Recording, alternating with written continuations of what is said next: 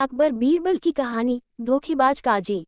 एक बार की बात है, मुगल दरबार में बादशाह अकबर अपने दरबारियों के साथ किसी मुद्दे पर चर्चा कर रहे थे। उसी समय वहां एक किसान अपनी फरियाद लेकर आया और बोला, महाराज न्याय करो, मुझे इंसाफ चाहिए। यह सुनकर बादशाह अकबर बोले कि क्या हुआ। किसान बोला, महाराज मैं एक गरीब किसान हूँ।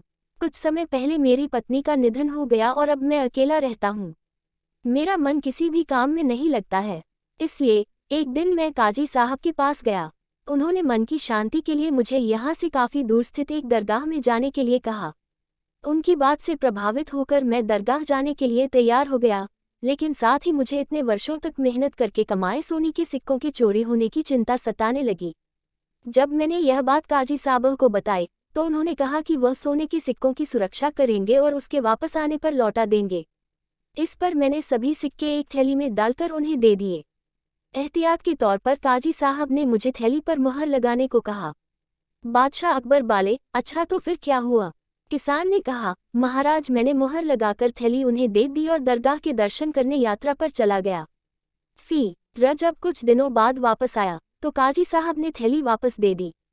मैं थैली लेकर घर लौटा और उसे खोला तो उसमें सोने के सिक्कों की जगह पत्थर थे। मैंने इस बारे में काजी साहब से पूछा तो उन्होंने गुस्से में कहा कि तुम मुझ पर चोरी का इल्जाम लगाते हो।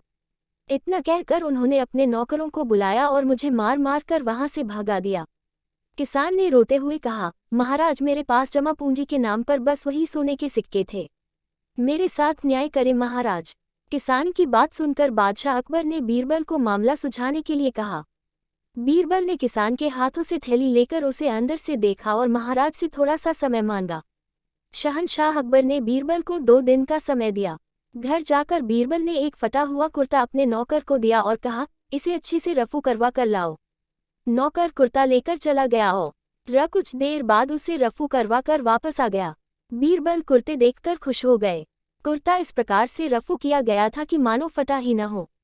यह देखकर बीरबल ने नौकर से उस दर्जी को बुलाकर लाने को कहा। नौकर कुछ ही देर में दर्जी को लेकर आ गया। बीरबल ने उससे कुछ पूछा और वापस भेज दिया। अगले दिन बीरबल दरबार पहुंचे और सैनिक से काजी व किसान दोनों को दरबार में लेकर आने का आदेश दिया।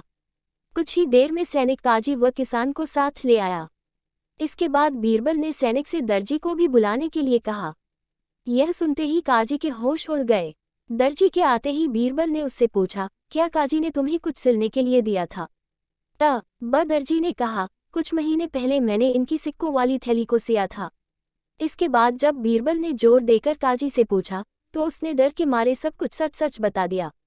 काजी ने कहा, महाराज मैं एक साथ इतने सारे सोने के सिक्के देखकर लालची हो गया था, मुझे माफ कर दो। बादशाह अकबर ने काजी को आदेश दिया कि वह किसान को उसके सोने के सिक्के लौटाए और साथ ही काजी को 1 वर्ष कारावास की सजा सुनाई। इसके बाद एक बार फिर सभी ने बीरबल की बुद्धि की भूरी भूरी प्रशंसा की। कहानी से सीख, कभी लालच नहीं करना चाहिए और न ही किसी के साथ